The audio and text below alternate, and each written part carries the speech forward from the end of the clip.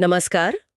आज हम 2003 में जो इराक पर अमेरिकी हमला हुआ था, उससे जुड़े कुछ स्रोतों पर एक नज़र डाल रहे हैं। जी। कोशिश ये है कि इस काफ़ी अहम और कहना चाहिए जटिल घटना के पीछे की कहानी समझें और उसके असर को भी, वो भी सीधे और साफ तौर पर। हाँ, बिल्कुल। ये एक ऐसा विषय है जिस पर आज भी बहुत बहस होती है। तो थोड़ा माहौल से शुरू करते हैं। 2001 में 9/11 के हमले हुए थे। जी। उसने अमेरिका को जैसे झकझोर दिया था और फिर अमेरिकी प्रशासन का पूरा फोकस आतंकवाद के खिलाफ लड़ाई पर आ गया। बिल्कुल, वो दौर ही ऐसा था। और उसी समय इराकी राष्ट्रपति सद्दाम हुसैन पर दुनिया की नजर गई।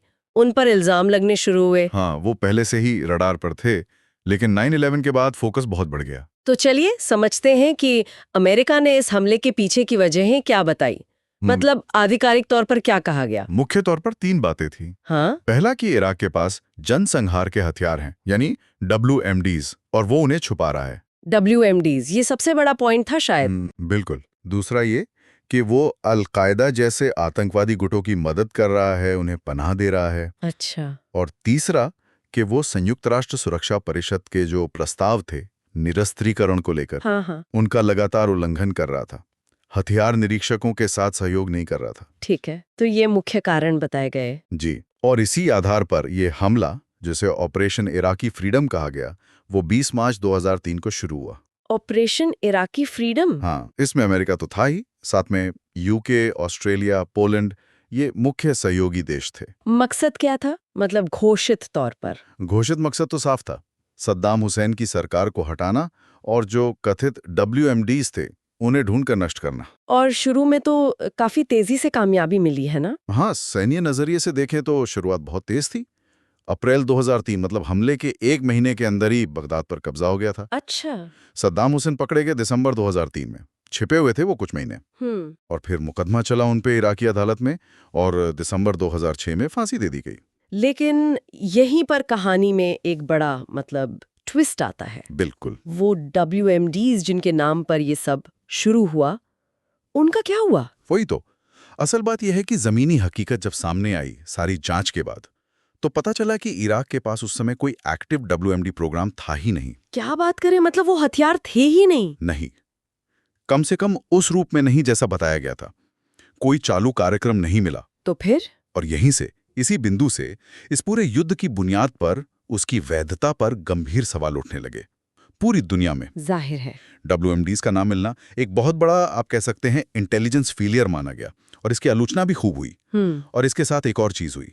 सद्दाम के हटने के बाद इराक में जो एक सत्ता का खालीपन आया, हाँ। उसने वहां के जो अंदरूनी जाति और धार्मिक झगड़े थे, खासकर शिया और सुन्नी समुदायों के बीच, उनको जैसे हवा दे दे। ओ, तो मतलब स्थिरता आने के बजाय अस्थिरता और बढ़ गई। बिल्कुल। हिंसा भड़क उठी, देश एक तरह से गृह युद्ध जैसी स्थिति में चला गया। और इसी माहौल में शायद वो आतंकवादी संगठन भी पनपे। सही पकड़ा। इसी अफरा तफरी में अल-कायदा इन इराक जैसे गुट बहुत मजबूत हो गए। यही गुट बाद में चलकर ISS बना। अच्छा, तो ISS की जड़ें भी कहीं ना कहीं यहीं से जुड़ी हैं? हाँ, काफी हद तक। तो अमेरिका और उसके सहयोगी जो सोच रहे थे कि जल्दी स्थिरता ले आएंगे, उन्हें सालों तक इन विद्रोहियों से लड़ना पड़ा। ये लड़ाई तो काफी लंबी चली फिर। बहुत लंबी और बहुत मुश्किल। अमेरिकी सेना आधिकारिक तौर पर तो 2011 में निकल गई थी। हाँ, मुझे याद है। लेकिन फिर 2014 में जब ISIS ने इतना बड़ा इलाका कब्जा ले लिया, तो इराकी सेना की मदद के लिए अमेरिकी सैनिकों को फिर से लौटना पड़ा, सलाहकार भूमिका में। तो मतलब पूरी तरह से वापसी हो ही नहीं पाई एक तरह से। सही कह रहे हैं। और अगर इसके हम बड़े परिणामों को देखें, दूर तक के असर को, हाँ, वो कह रहे हैं। तो ये युद्ध बहुत महंगा पड़ा। मानवीय कीमत बहुत भारी थी। लाखों इराकी लोग मारे गए या बेघर हुए। लाखों लोग। जी। और एक भयानक मानवीय संकट पैदा हुआ। और इसका असर सिर्फ इराक तक नहीं रहा। नहीं, बिल्कुल नहीं। पूरे मिडिल ईस्ट में, पूरे क्षेत्र में अस्थिरता और बढ़ गई। सही। जिसका असर आज तक दिखता है। ईरान का प्रभाव बढ़ा, सीरिया की गृह युद्ध पर भी असर पड़ा। और अमेरिका की अपनी साख पर क्या असर हुआ? उसको भी काफी धक्का लगा अंतर्राष्ट्रीय स्तर पर। एक तो वो खुफिया जानकारी की भारी चूक सामने आई। हाँ, WMD वाली बात। जी। सवाल उठे कि क्या इतनी बड़ी कार्रवाई गलत जानकारी पर आधारित थी? फिर अंतर्राष्ट्रीय कानूनों का पालन हुआ या नहीं, इस पर बहस छिड़ी।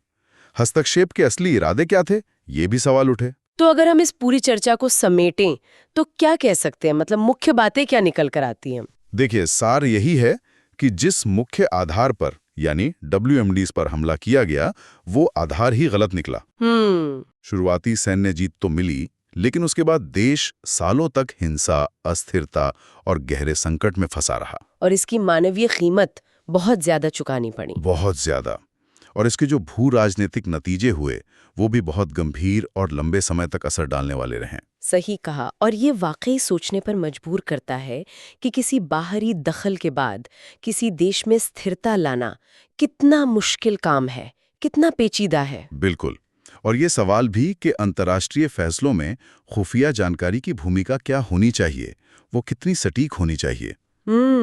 ये कुछ ऐसे सवाल हैं जिन पर शायद आगे भी हमें सोचते रहने की जरूरत है। जी बिल्कुल।